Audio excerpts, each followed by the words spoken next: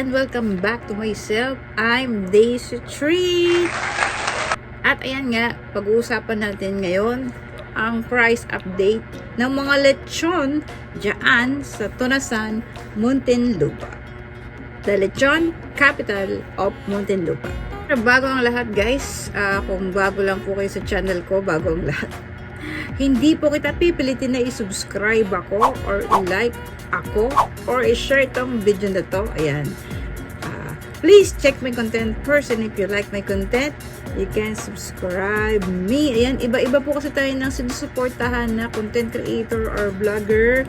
Ayan, hindi ko po kayo pipilitin, but if you like this kind of content na nagbibigay ng mga details, interesting, informative, ayan, you can subscribe. At ayan guys, andito na tayo sa Tunasan, Muntinlupa. Ito na po yung lugar kung saan marami ang lechon at aalamin natin kung magkano ang lechon ngayon.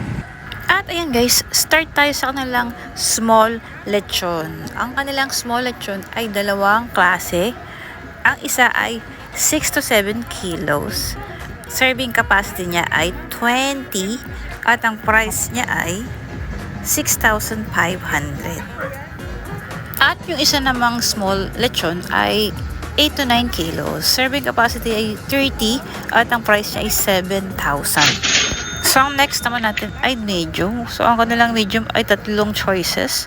So, from 10 to 11 kilos. Serving niya ay 40. Ang price niya ay 7,500. At ang next naman na medium ay 12 to 13 kilos. Serving niya ay 50 at ang price niya ay 8,000.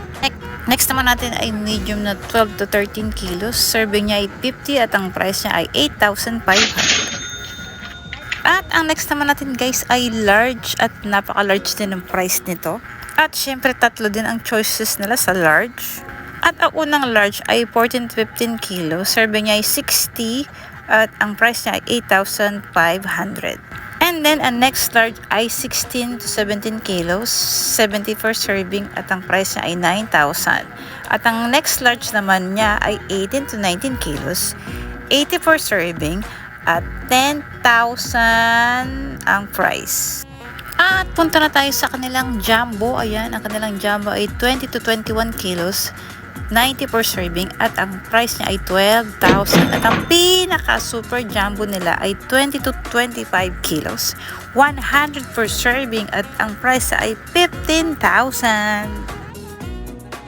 And nga pala guys, at kung kayo naman po ay kulang sa budget, meron din po silang 1 kilo na ang price ay 1,000.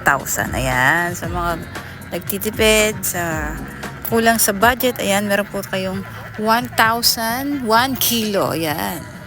At sabi nga pala nila ate, yung owner, ay itong price na to ay hindi po yan fixed dahil sa mga susunod na araw at sa darating na Pasko ay magtataas pa po sila ng presyo. Kaya ayan, magpa-reserve na po tayo. At ayan guys, naibigay ko na sa inyo yung mga choices at yung price na pwede nyo pagpilian sa lechon.